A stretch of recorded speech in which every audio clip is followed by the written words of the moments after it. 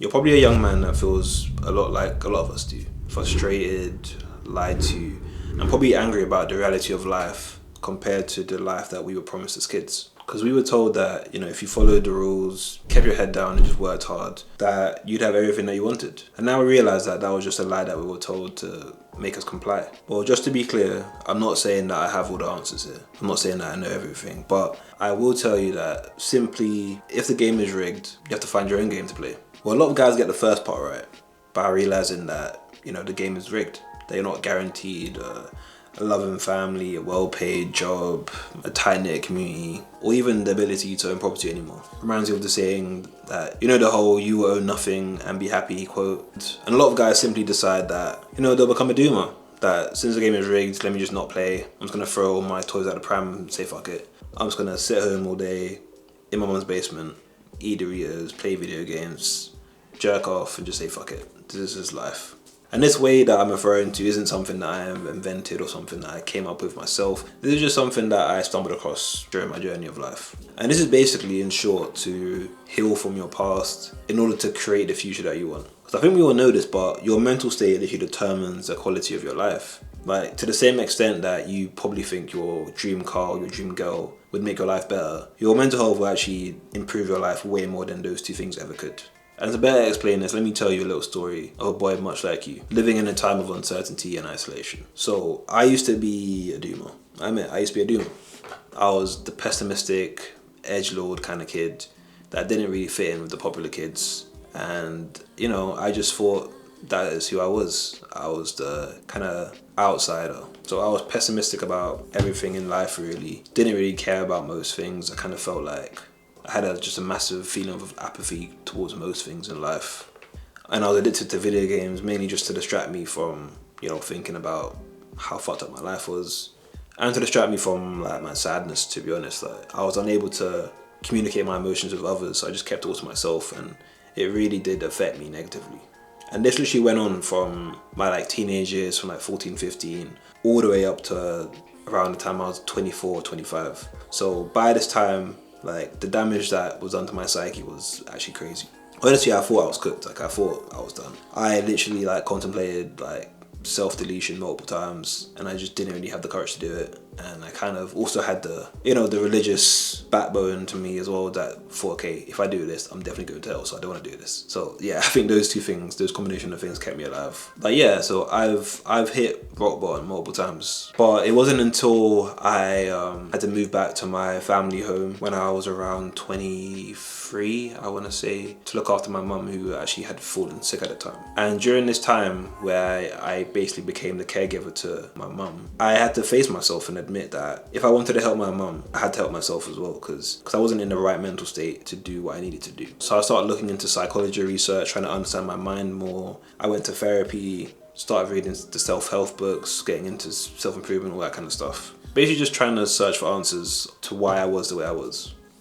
And it wasn't long until I stumbled across the answer to a lot of my issues. And it was the fact that who I thought I was wasn't who I was at all. Who I thought I was literally just a trauma response to the things I'd gone through during my childhood. And I soon realized that, I wasn't broken, I wasn't unlovable, I wasn't a waste of time or a waste of space. I was just hurting, and I didn't know how to deal with the pain, which is something I think a lot of us can relate to. I think a lot of us, especially as men, we're not taught how to deal with our emotions, we're not taught to know how to process our emotions. And if anything, we're kind of just taught to bottle up all our issues and just deal with it. But if you actually want to live a life that is worth living, you need to address these past issues that you've been through. You need to address the trauma that you've been through. We've all been through shit. We've all been through something, and there's no amount of hard work and keeping your head down that can get you past these sort of things. Especially things that happened in our formative years as children. These are things that are embedded into us, and we can't just grind our way through it. And just to clarify again, I'm not saying I have all the answers here. I'm not saying that healing from your trauma will make you invulnerable to literally this dystopian society that we're in. I'm not saying that at all. But what I'm saying is that it will give you peace of mind in this crazy situation and in this crazy world that we're living in. Once you start healing from your traumas and your past experiences, you start to realize that happiness is a mindset. As cheesy as that sounds, it really is. And by creating your own like mental safe haven, you can find happiness even in this hellscape. And by working through your issues and trying to get better and improve, not just like the typical self-improvement kind of stuff, but actually looking at like what is wrong with you and why you have these issues, and then trying to unlearn this kind of stuff.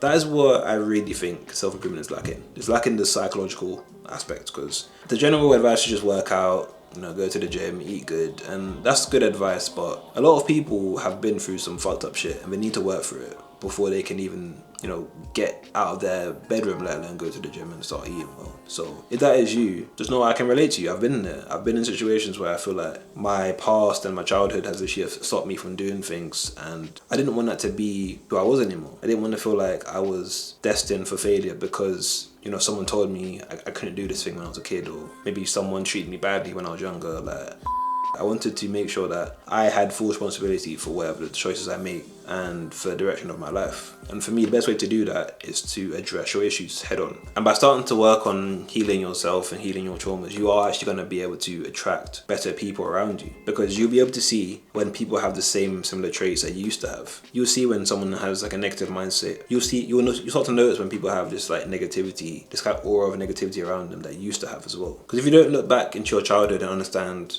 yourself, you'll always have like a warped perception of who you are, and it'll always be based on what other people think you are rather than who you actually know yourself to be. Like, there was time, like for years and years of my life, I was convinced that I was like impossible to love. Like, people found it impossible to love me and to even tolerate me, and that's just because I felt so much rejection when I was a kid.